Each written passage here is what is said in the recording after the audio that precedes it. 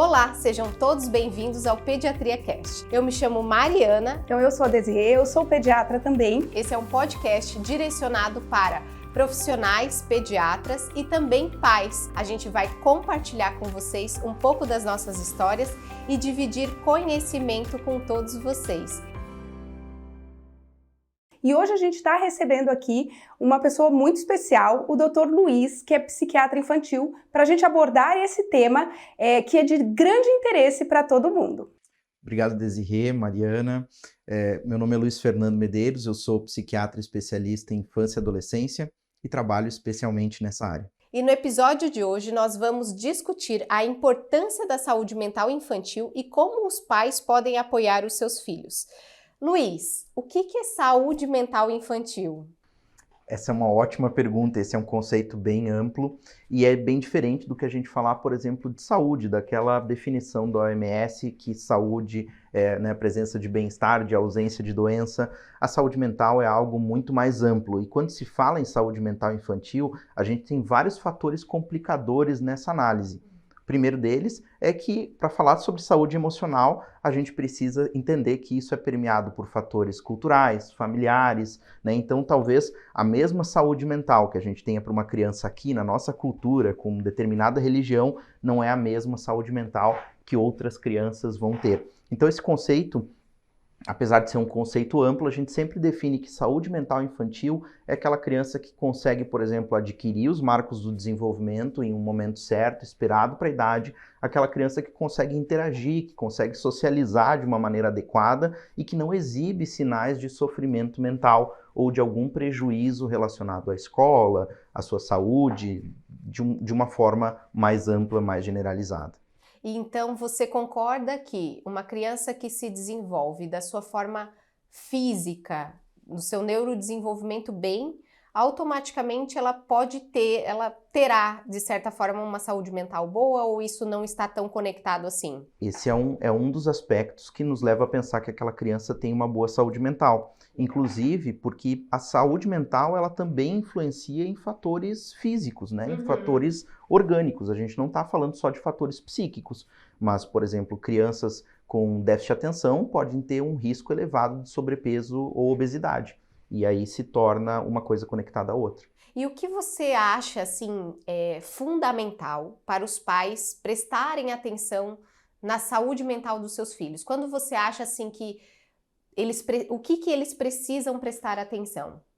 Um dos indícios que a saúde mental não anda bem é quando a gente vê a palavra prejuízo na vida das crianças. E isso pode envolver de uma maneira global, né? Por exemplo, eu posso ter uma criança que tem alguma dificuldade escolar e que aquilo começa a acarretar num sofrimento, num prejuízo. Aquela criança deixa de exercer, de desempenhar as atividades escolares de uma maneira adequada e aquilo se forma uma ansiedade, se forma uma evasão escolar, ela não quer mais frequentar a escola. Então, isso é um ponto de prejuízo. É um pouco amplo, é um conceito que envolve muitas situações que podem acontecer, mas o prejuízo ele sempre tem que estar acompanhado de uma interrogação.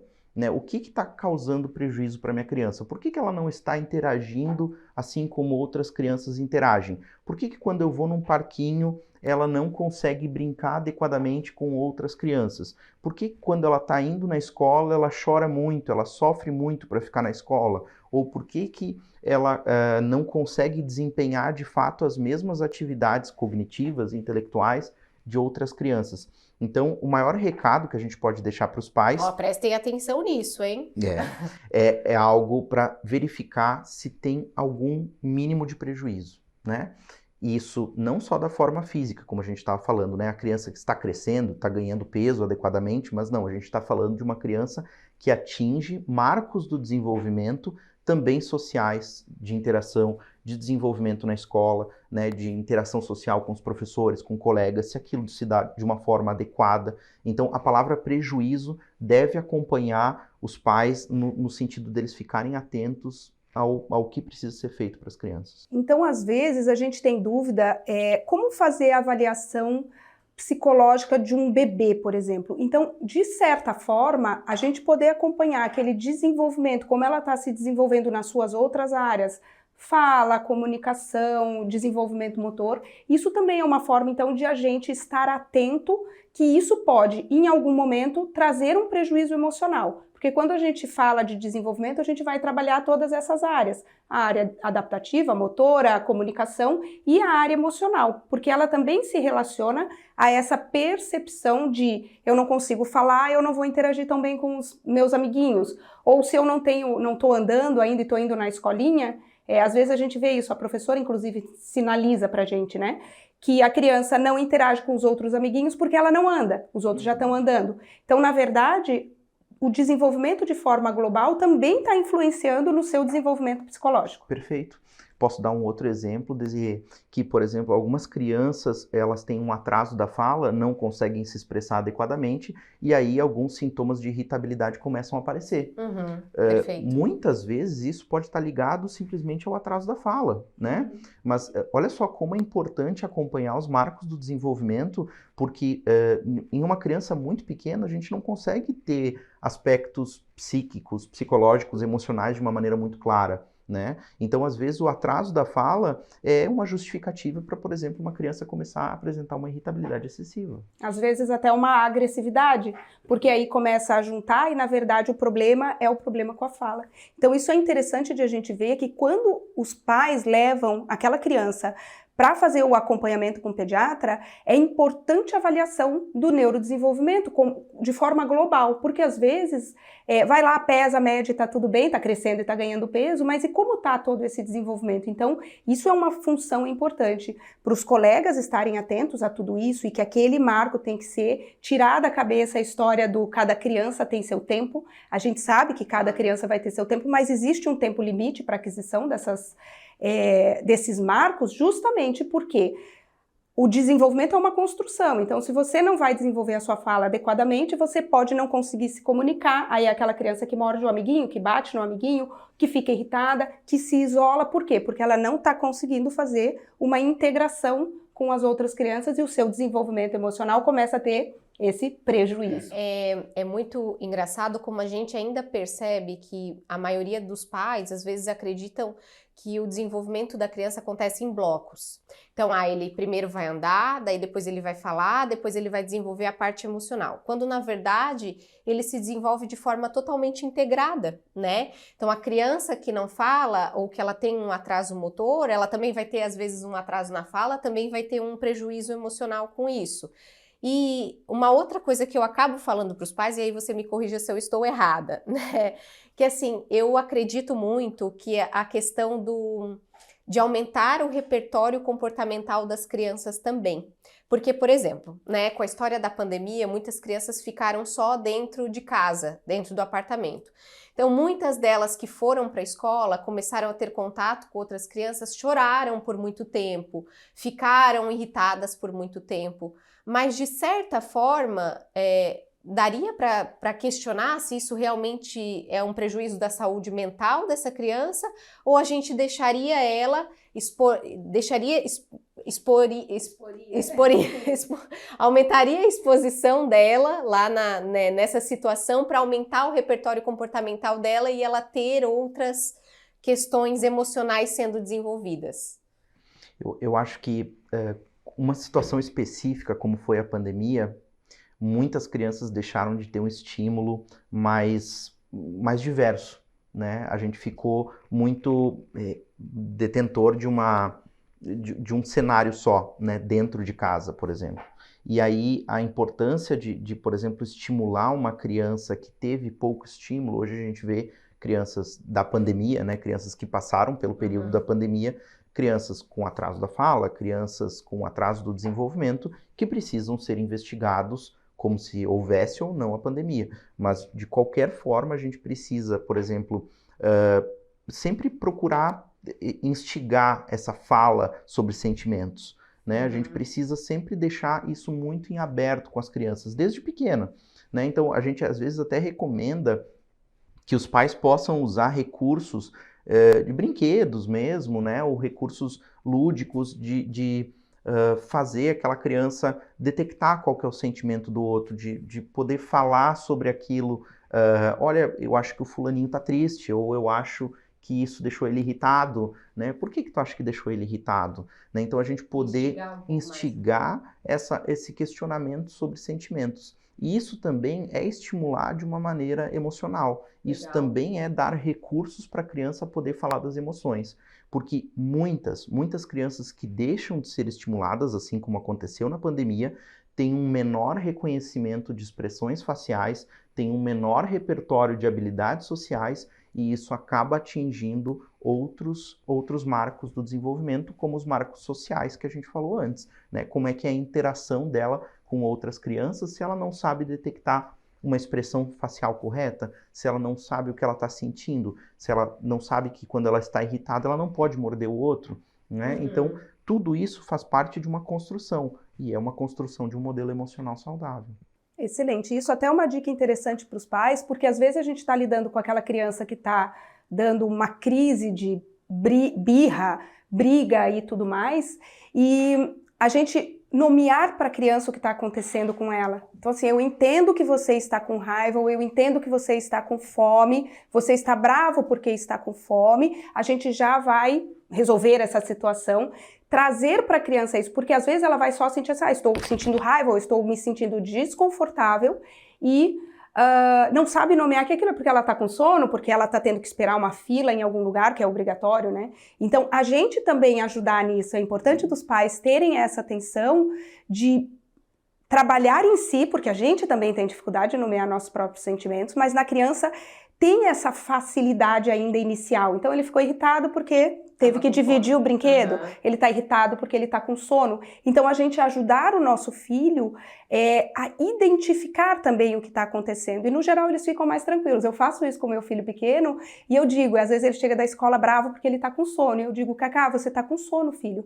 Então, agora vamos descansar um pouquinho no sofá enquanto a mamãe faz a janta. E ele mesmo fala que ele está com sono, daí ele deita, ela continua bravo, né? Mas, pelo menos, ele está começando a ter essa percepção dos seus próprios sentimentos. Ajudar a criança a interpretar aquele momento é algo crucial. E é algo que pra gente, como adulto, parece algo tão bobo, né? Assim, às vezes alguns pais me questionam, mas Luiz, é só ela olhar para si, ela sabe que ela tá brava. E às vezes não sabe. É que a criança não tem essas habilidades cognitivas superiores tão bem desenvolvidas para nomear isso de forma complexa, né? Porque é o que eu falo para os pacientes, a gente leva 21 anos para desenvolver completamente nossas habilidades emocionais e continua desenvolvendo isso para o resto da vida. Imagina a gente exigir isso de uma criança de 3 ou 4 anos, né? Seria demais para eles, né? Mas isso parte muito mais da gente, de a gente também entender sobre sentimentos, né, sobre situações e entender que a criança também tem raiva, sente isso, né, ela não é uma pessoa isenta disso, e ajudar a criança nisso mesmo, como a Daisy falou. Excelente. Ô Luiz, a gente queria agora saber um pouquinho de você, alguns sinais mais objetivos para a gente pensar em algumas situações que são mais comuns, assim, de a gente ver. Então, por exemplo, uma coisa que a gente vê crescendo muito e que as mães trazem isso como dúvida pra gente, que é o TDAH, né? Então, o transtorno do déficit de atenção e hiperatividade, porque às vezes elas falam assim, meu filho é muito agitado, ou meu filho é muito distraído, ou meu filho é meio desengonçado, ou como é, assim, desastrado, estabanado, ótimo. Então, assim, às vezes elas acham que só porque ele é um filho mais agitado, quando eu tenho 3 filhos, eu tenho história de todos, é um pouco mais estabanado ou mais agitado, se eu precisaria, quais seriam, assim, para isso, o que eu precisaria observar, ou uma junção de X sintomas, para eu pensar que aquela criança possa ter, por exemplo, um TDAH. Acho que a gente podia começar a falar do TDAH, que é um assunto bem pertinente. Depois eu acho que uma outra questão seria a ansiedade. Mas vamos falar do TDAH agora. O que assim, só ser desastrado ou só ser desatento, isso já me levaria a pensar nesse diagnóstico? Ótimo. O TDAH, ele é provavelmente o transtorno do neurodesenvolvimento mais comum, né? E quando a gente fala sobre transtornos do neurodesenvolvimento, a gente está falando de um grupo de transtornos que aparecem comumente nos primeiros anos de vida, geralmente nos primeiros 3 ou 4 anos de vida, e está junto com a deficiência intelectual, está junto com o autismo, está junto com a dislexia, né? Então são transtornos que aparecem relativamente cedo na vida.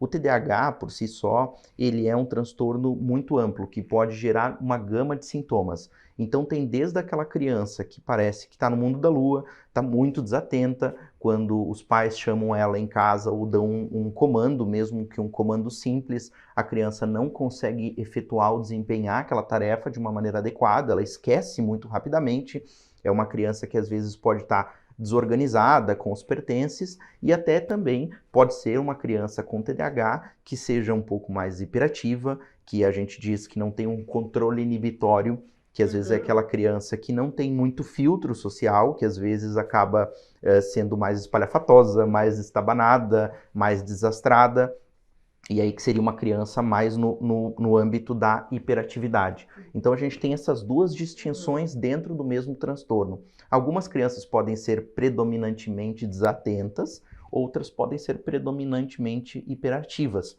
E também existe um quadro misto, que é um pouco de cada um dos sintomas. Mas o que de fato eu preciso observar para pensar nesse diagnóstico? A gente precisa, claro, né, obedecer os critérios diagnósticos, eles têm uma lógica relacionada a esse compêndio de sintomas que eu falei, mas ele também está relacionado a que ele precisa surgir na infância, né? Apesar de ainda não ser consenso de alguns pesquisadores, algumas pessoas até falam, olha, mas talvez o TDAH ele possa surgir em outras fases da vida. Sim, mas por enquanto a formalização que a gente tem nesse diagnóstico é que ele ocorra na infância. Mesmo que a gente recapitule com esses pais retrospectivamente, falar assim, tá, mas o teu filho, ele tinha uma fase onde era muito difícil ele parar na sala, sentado, ele ficava andando, ele conversava com os colegas e isso atrapalhava o desempenho da sala, o desempenho dele, né? Ele acabava tendo prejuízos por esse comportamento. Bom, essa é uma característica importante, né? Ou aquela criança que esquecia de entregar muitos trabalhos, que esquecia prazos, que não conseguia se organizar com os próprios horários, que os pais acabam sempre tendo que estar junto com aquela criança para organizar a vida dela como um todo, né? Ou seja, as crianças com déficit de atenção e hiperatividade, elas têm um decaimento do funcionamento executivo, que se traduz basicamente por dificuldade de planejamento, dificuldade de organização, dificuldade com as funções executivas no geral. Esse é o tipo de criança que merece uma atenção a mais, né? E então os pais acabam ficando mais em cima e acabam acobertando um pouco desses sintomas. Então é uma análise, Desirê, que eu vou trazer para aquela primeira fala que eu fiz.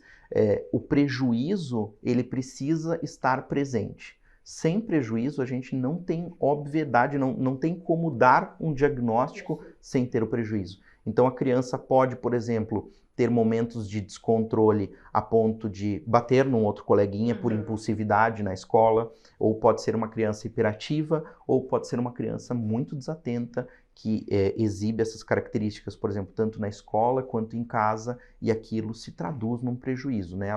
Ela acaba perdendo algumas perde a sua capacidade ali.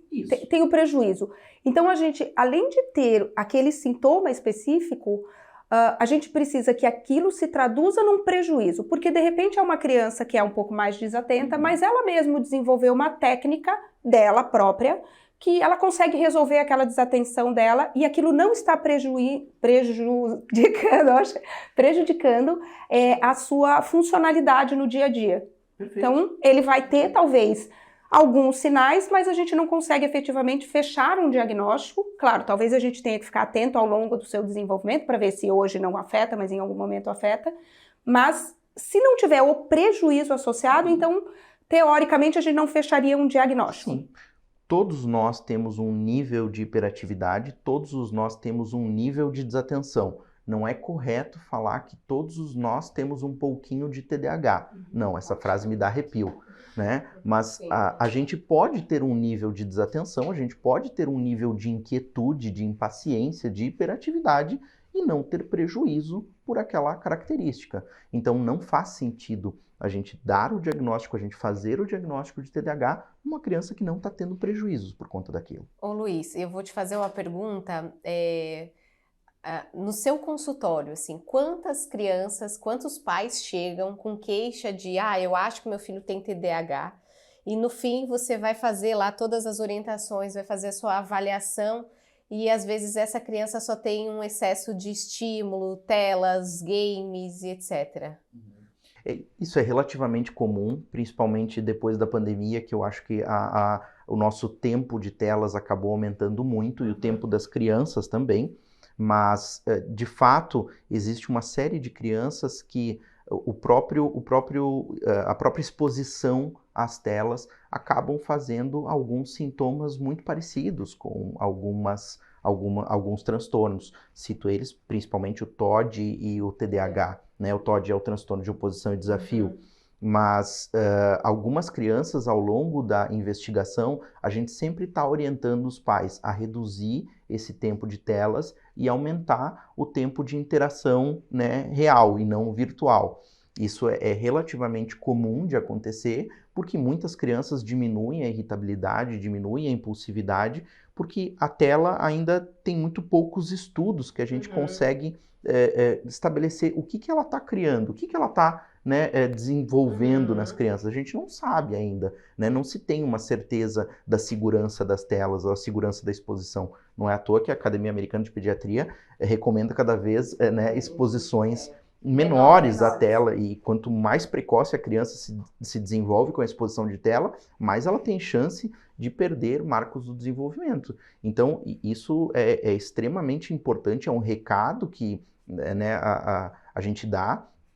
Quanto menos telas, melhor. Eu nunca vi uma criança que não tem acesso a telas ter prejuízo, por exemplo, por isso, né? Excelente. Eu acho que isso é muito importante de ficar gravado né, na nossa mente, exatamente isso. Porque a gente, como pai, começa a ter medo de, mas ele não vai saber lidar com a tecnologia, e na verdade é exatamente isso. A gente não sabe ainda o quanto pode ser prejudicial. A gente já tem alguns estudos falando principalmente de atraso de fala, mas a gente não sabe, na verdade, qual o prejuízo que a gente vai ter. Mas a gente tem uma certeza absoluta, que a falta da tela não traz nenhum problema. Ô Luiz, e em qual momento essa questão de excitação, empolgação da criança, a gente pode confundir com ansiedade, ou quando a gente vê que realmente é uma ansiedade? Os pais perguntam muito isso no consultório, né? Eles acham, não, meu filho é ansioso. E às vezes a criança tem 3, 4 aninhos, assim. É uma situação relativamente comum, né, de acontecer. E a gente sempre recomenda para os pais que cuidem muito dessa parte, porque a criança precisa de uma previsibilidade, ela precisa saber o que vai acontecer. E, obviamente, se isso for uma coisa diferente, ou até às vezes algumas crianças que têm um temperamento um pouquinho mais ansioso, podem se tornar mais excitadas, podem ficar muito preocupadas com aquele evento que está para acontecer. Alguns pais até falam assim para mim, Luiz, eu não gosto de falar antes, porque aí sim que a coisa pega fogo. Mas a estratégia é justamente a de falar várias vezes, sempre, para também fazer esse vínculo de confiança com os pais, e a criança saber, não, tá, o meu pai me avisou, então tá tudo bem, isso vai acontecer e tá tudo certo. Porque ao longo do tempo a gente constrói isso, né? Mas isso algumas vezes se confunde com ansiedade. E a gente tem que voltar a pensar que tipo de prejuízo essa criança tem com esse comportamento. Porque às vezes é muito mais a ansiedade da gente, como próprio adulto, e a gente não consegue lidar com aquilo. E a criança precisa saber o que vai acontecer sempre. Porque se alguma vez a gente pega e não fala ou simplesmente omite, não vai acontecer nada amanhã. E no outro dia vocês vão pegar no Beto Carreiro? Poxa! Eu tenho uma história do Beto Carreiro. Não tem como, né? A criança vai ficar assim. Quando eu era pequenininha, a gente foi pro Beto Carreiro. E aí o meu pai falou assim, daqui 5 dias a gente vai pro Beto Carreiro. Aí todo dia eu acordava e falava pra ele, quantas noites eu ainda tenho que dormir pra ir pro Beto Carreiro? Aí eu acho muito engraçado porque o dormir eu entendia que era um dia. Então são 5 noites que eu dormia e 5 noites que faltavam pra ir pro Beto Carreiro. E é importante, eu acho que fazer isso, até para a criança também aprender a esperar. Óbvio, ótimo. E esses recursos visuais, até, né, não sei se tu fez na época, mas seria interessante pôr um calendário, colocar uma figurinha lá do Beto Sim. Carreiro e falar assim, ó, a gente tá aqui, nesse xizinho aqui. Amanhã vai ser esse dia que tu vai na aula, no outro dia a gente tem dentista, no outro dia a gente vai fazer outra coisa. Então, ajudar a criança, porque às vezes são crianças muito pequenininhas que ainda não têm Noção do tempo também. Exato, nenhuma, né? Não adianta a gente mostrar um relógio e falar assim, ó, vai esperar tanto tempo. As crianças não sabem. Então, o recurso visual nos ajuda muito nisso, né? Então, fazer pequenos planners, calendários, uma fitinha com os dias para um acontecimento específico. Mas dar essa previsibilidade não pode deixar de acontecer, né? As crianças precisam ter uma previsibilidade.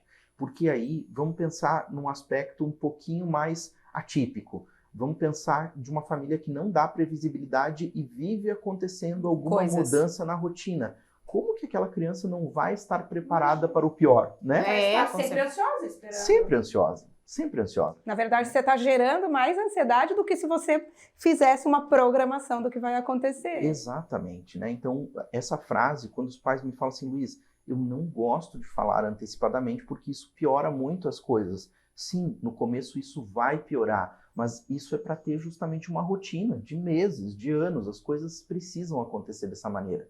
Eu acho que a gente vem de uma cultura que não valorizava tanto o que as crianças sentiam. Então, não, meu filho vem junto comigo, né? Não interessa. É criança. É criança, ele dá um jeito. Se eu for na fruteira, ele fica lá. Se eu for no mercado, ele fica lá. Então, a gente precisa considerar que eles também têm um sentimento de ansiedade. Eles existem, óbvio, né? Isso aí. Então, eu acho que isso é uma dica bem legal, de a gente fazer um calendário. Esses dias eu até vi na internet, está circulando aí bastante, quando for viajar numa viagem longa, eles põem uns post-its na janela com a quantidade de horas. Cada post-it se refere a uma hora. Então, passou uma hora, tira. É uma forma da criança visualizar, porque exatamente, você fala isso para uma criança de 3 anos, a gente vai levar 5 horas para chegar lá. Na cabeça dela, é 5 minutos. Eu falo para o meu filho, 5 minutinhos. Ele conta até 5, acho que passou os 5 minutos.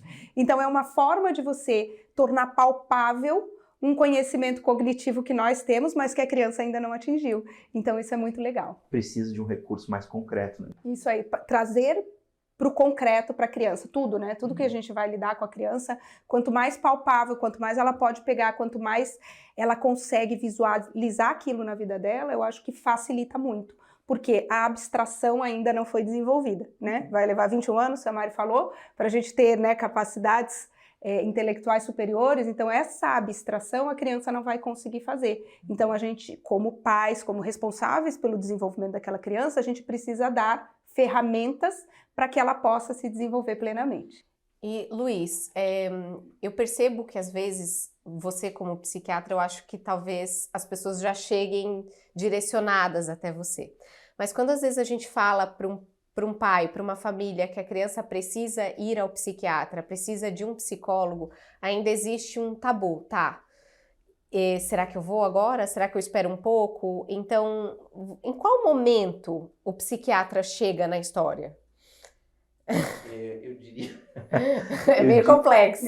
Eu diria que o psiquiatra chega por último na história, né? Eu sou a ponta da ponta, né? Então, eu acabo sendo o último recurso, né? Antes, os pais já passaram por tratamento psicológico, já passaram pelo neuropediatra, já passaram por diversas outras situações, diversos tratamentos, às vezes, e acabam caindo lá no consultório.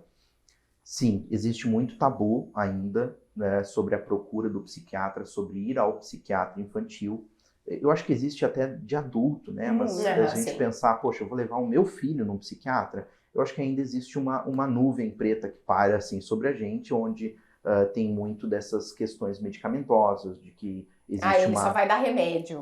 Isso, existe uma medicalização, tudo é transtorno, né? Então, eu acho que isso ainda vai levar muitos anos para a gente poder mostrar uma psiquiatria mais adequada, né? E eu acho que nós, como psiquiatras, também somos culpados por isso, né? A psiquiatra tem uma história muito triste, a psiquiatria tem uma história muito tenebrosa, assim, né? E isso a gente também é explorado pelo cinema, pela mídia, né? Então, tudo de ruim que acontece, não. Deve ter sido um maluco que fez alguma coisa aí, deve ser alguém com um transtorno muito grave. Então, a gente responde pela sociedade, pela parte ruim assim, da sociedade. É uma coisa muito triste. Mas se a gente parar para pensar, hoje a maior parte dos transtornos mentais em criança e adolescentes, eles têm uma tendência de cronificação muito grande. Então, quando a gente não dá o suporte adequado nessa faixa etária, a chance que a gente tem que isso permaneça, perpetue ao longo da vida é gigante. Então, se a gente pegar a maioria dos adultos que hoje têm algum tipo de transtorno mental, e aqui eu não estou falando só sobre TDAH, sobre autismo, sobre ansiedade, eu estou falando de todo e qualquer transtorno mental. Eu estou falando de transtorno obsessivo-compulsivo, de dependência química, de depressão, de ansiedade, de qualquer transtorno. Certamente, isso, a maioria deles começou na infância ou na adolescência e não teve um suporte adequado. E o que a gente, às vezes, não consegue enxergar, e que eu falo para a família, é que, assim, a gente não está falando de uma mania, de um hábito, a gente está falando, às vezes, de uma química cerebral alterada, e que precisa de uma série de coisas para fazer aquele cérebro funcionar normalmente, né, entre aspas. Porque o transtorno mental, ele, né, muita gente às vezes banaliza, acha que isso aí é da idade, daqui a pouco passa, e fica a criança sofrendo, podendo ter uma qualidade de vida melhor se ela for bem acompanhada, né? Com certeza. Eu acho que isso precisa ser levado em consideração quando o médico também vai encaminhar para o psiquiatra, né? A gente sabe que tem muito preconceito entre a nossa própria classe médica também, sobre encaminhar para o psiquiatra, né? Mas também boa parte dos transtornos mentais na infância, eles não exigem um tratamento medicamentoso. Ótimo. Né? Então, acho que isso é importante ressaltar também. Existe muito, muito tratamento que a primeira linha e a linha mais segura, com mais evidência, é a terapia, né? Então, a gente sabe que a terapia resolve muita coisa na infância. Isso precisa ser levado em consideração. A gente sabe que também outros transtornos vão precisar de medicação, não necessariamente para toda a vida, mas para diminuir aquele impacto do prejuízo que está acontecendo para aquela criança. Excelente. Ô Luiz, eu queria te perguntar uma outra coisa, que a gente fala muito, a gente bate muito na tecla, eu falo isso no meu Instagram muito, a Mari fala no dela, eu falo para os meus pacientes, e a gente tem escutado, graças a Deus, isso bastante, que é a importância da rotina. E você falou aqui pra gente já, em questão da ansiedade, você ter uma previsibilidade dos acontecimentos. Para a gente manter uma saúde mental adequada, além de ter o desenvolvimento, qual é a importância e o peso que tem para a rotina? Mesmo para as crianças que não tenham nenhum transtorno, mas também para as que têm transtorno, qual é o peso? O que você acha que quanto de peso tem ter uma rotina muito bem estabelecida? Eu acredito muito que ter uma rotina impacta diretamente na saúde mental e física das crianças. Se a gente pegar como exemplo o sono, é uma das coisas que talvez mais respondem a ter uma rotina. Perfeito. Né? Então, eu acredito muito que a rotina faça a diferença. Estabelecer talvez um peso para isso é um raciocínio um pouco mais difícil de ser feito. Vou te dar um exemplo. Dentro do espectro autista, existe uma necessidade de estabelecer rotinas muito claras. Né? Determinadas crianças dentro do espectro autista têm uma resistência a mudar as rotinas. E isso ocasiona maiores crises, maiores rompantes de irritabilidade em alguns casos, e aí a rotina tem um peso gigante. Né? Então, a gente vê, às vezes, relatos de pessoas que postam lá na internet, poxa, aquela empresa de bolacha não faz mais aquela bolacha, e o meu filho só podia comer aquela bolacha, era uma coisa muito rígida mesmo, e aí a fábrica, né, se sensibiliza e vai lá e produz de novo e tal. Olha só o quanto isso impacta a vida de uma pessoa, né? A vida não só do autista, mas da família como um todo. Então, dentro do espectro autista, dentro da ansiedade, essa rotina ela ganha um peso quase 100%, né? Em outras questões, talvez isso não impacte tanto, mas ela continua tendo o seu valor, né? A gente sabe que a rotina ela é um condicionador também de hábitos saudáveis para a criança.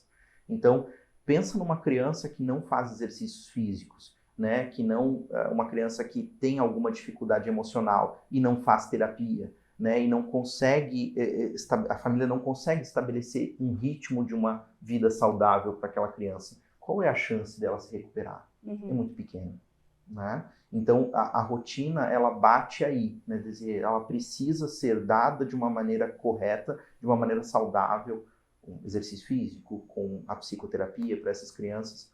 Alguns transtornos certamente vão se impactar mais, outros menos. Mas manter, assim, um ritmo de sono, principalmente, eu acho que o sono é um dos principais, e acho que a alimentação também, porque a gente acaba vendo, né, o aumento de peso e tudo mais. Então, assim, ter aquilo meio que estabelecido, horário de refeição, horário de acordar e dormir, são 2 pontos que eu acho que para todo mundo impacta de forma positiva, até para as crianças ou que são mais ansiosas, ou até as crianças com TDAH, né, que tem, ou que não tenham o diagnóstico, mas que sejam mais distraídas, ter aquela rotininha diminui esse impacto do seu, de repente, esquecimento ou da sua distração maior, né? Você ter essa sequência previsível de eventos, e quando a gente fala rotina, é uma rotina adaptada à realidade familiar, não uma rotina de todo mundo tem que acordar às 7 e dormir às 7, porque às vezes isso não é possível, mas uma rotina de sequência de eventos, na sequência dos dias da semana, para mais ou menos a gente ter essa vida previsível do que vai acontecer ou de qual é o próximo passo. Tem uma coisa que eu sempre falo no consultório, é que tem um aspecto, um hábito que não se tem dúvida nenhuma do benefício dele, né? Não, ele serve para doença cardíaca, ele serve para doença psiquiátrica, para crianças com dificuldade, para pessoas, né, que precisam perder peso, é o exercício físico. Então, Perfeito. Cada vez mais se tem essa ideia assim, olha, tá, mas que tal eu pôr o meu filho na natação? Ótimo. Mas o meu filho não gosta de nadar, ele gosta de judô. Beleza? Ótimo. Entende? Então, não vem ao caso qual das rotinas a criança vai escolher. Se a gente consegue imaginar que isso vai beneficiar em uma série de comportamentos nela, na vida dela, ótimo. Eu sempre digo para os pais, vai. Tu tens a possibilidade de custear esse acompanhamento numa natação, no futebol, no basquete? Vai, faz, coloca o teu filho. Não tem nada de contraindicação, né? Claro, é aquela criança que não tem nenhum problema cardíaco, não tem nenhuma questão pulmonar mais grave, mas qualquer criança pode fazer, todo mundo deve fazer. Então, é uma recomendação quase universal, que serve para todo mundo e serve para a psiquiatria também. Cada dia mais a gente tem mais estudos comprovando o benefício em ansiedade, em depressão, até em autismo, TDAH, qualquer transtorno pode se beneficiar do exercício físico. A Desirê sabe, quando eu não treino, eu fico uma pessoa completamente transtornada. Descontrolada. Então eu treino todos os dias da minha existência para controlar a minha ansiedade. Ô Luiz, e se você fosse indicar, assim, né, para quem está ouvindo, que acha que talvez o seu filho possa procurar ajuda, precisar de ajuda, ou quer entender um pouco mais da saúde mental do seu próprio filho, você indica algum livro, alguma leitura específica, um site, algo nesse sentido direcionado para os pais e até para a gente, pediatra, também entender um pouquinho melhor esse universo? Hoje, se a gente não der informações para os nossos filhos, eles vão conseguir, né? Hoje a gente tem redes sociais das mais variadas, com informações de qualidade e com informações também nada pouco confiáveis. Então, eu sempre digo para os pais, procurem sobre isso, leiam sobre isso, para vocês passarem esse conhecimento para o filho de vocês. É muito importante para aquela criança que tem ansiedade, que tem TDAH, que tem autismo, saber o que se trata isso, né? O porquê que eu me sinto assim. Isso diminui muito os prejuízos que um transtorno pode acarretar. Tem uma associação que eu sou fã declarado e todas as conversas que eu tenho com colegas, com pais, é sobre o IACAPAP. Ela é uma associação relacionada a tanto a psiquiatria infantil, mas de um modo geral em outras profissões que também lidam com saúde mental infantil.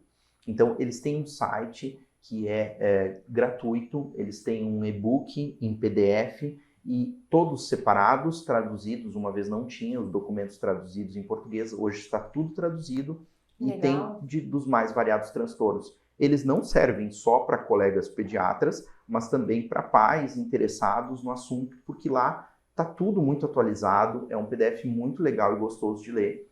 Tem vídeos também dentro dos PDFs, então é bem bacana mesmo. Eu sempre recomendo o Iacapap. Tem a Artmed, uma editora em Porto Alegre, que faz muitos materiais relacionados para a psiquiatria infantil também. Tem vários livros, tanto para pais quanto para colegas. Então, são duas fontes de informações que eu costumo recomendar bastante. Perfeito. Além do seu próprio Instagram, né? Você pode deixar aqui para a gente colocar ali embaixo? Ótimo, Psiquiatria da Infância. Né, Perfeito. Eu vejo sempre as caixinhas dele, falo para os pais seguirem, inclusive, porque você responde muito sobre questões comportamentais, né? E que é a grande dúvida da maioria das crianças, depois que elas fazem 2 anos, é só, mais ou menos, só o que pega no nosso consultório, são as questões comportamentais. Luiz, a gente está chegando aí ao fim do nosso podcast, então, em resumo, né, os pontos mais importantes que a gente discutiu hoje.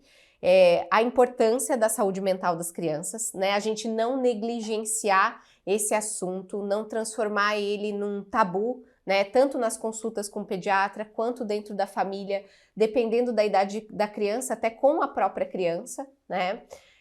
Acredito que também a discussão das emoções, então, como você falou, nomear as emoções. E você acha que dá para fazer isso mais ou menos a partir de que idade, assim, com uma criança? 2 anos? Eu acho que a partir desse momento, onde a criança também consiga fazer uma interação relacionada àquele material.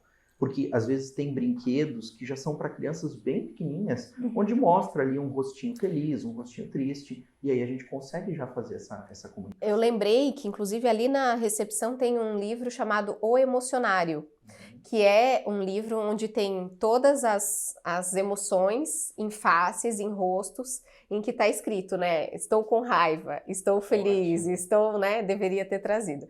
Mas esse é um livro, inclusive, para os pais, que é legal da gente colocar isso na família, né? E um outro ponto, com certeza, é a importância de pequenos hábitos para a manutenção de uma boa saúde física e mental, como você comentou, a rotina, a alimentação, o sono, atividade física, ter uma boa relação familiar, com certeza, né? Não sei o que mais que você pode acrescentar. Eu diria que escutar os filhos. Pode parecer uma coisa muito simples, mas às vezes as crianças já detectaram o que elas estão sentindo. E aí elas não têm oportunidade para falar. Então, eu proponho um exercício para todos os pais e, de novo, talvez para algumas pessoas isso possa soar um exagero, para outras possa soar uma coisa muito pequena.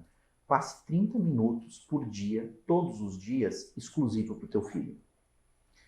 Isso é uma coisa tão importante que gera uma mudança comportamental e existem pesquisas em torno disso. Quando a gente fala sobre dar atenção para o teu filho, dê uma atenção de forma integral. Qualidade. Desligue o teu telefone, não fique com o telefone, não te exponha aos eletrônicos nesse momento e nem deixe o teu filho fazer.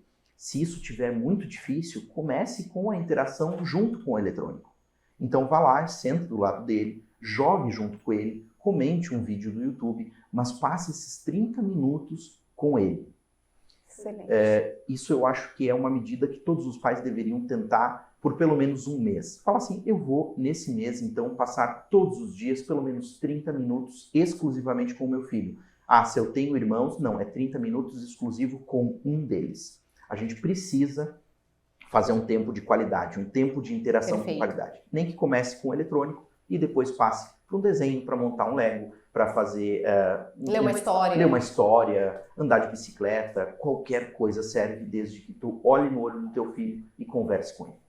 Eu sempre digo para os meus pacientes que por trás de um mau comportamento pode ter 3 coisas. Uma criança que não se sente vista, uma criança que não se sente ouvida ou uma criança que não se sente amada, né? E eu acho que essa resolução dos 30 minutos aí enche aquele potinho de atenção que a criança precisa ter preenchida e tudo, e inclusive acho que aumenta a sensação dos pais de estarem sendo eficientes, de estarem sendo bons naquilo que eles estão fazendo, porque a gente também tem o lado dos pais que se sentem frustrados, eles não conseguem às vezes fazer aquilo que eles desejariam fazer com seus próprios filhos, né? Porque eles pensam em tempo, um longo tempo, e muita gente tem que trabalhar, fica o dia todo fora. Então, o pouquinho de tempo, mas que seja com qualidade, já é fundamental. Imagina a Desirê, agora que tem 3 filhos, vai precisar 1h30. Obrigada. 90 minutos. Obrigada. Mas eu acho que foi excelente, eu acho que essa dica foi sensacional para poder fechar com chave de ouro, Com certeza. então, o nosso Pediatria Cast.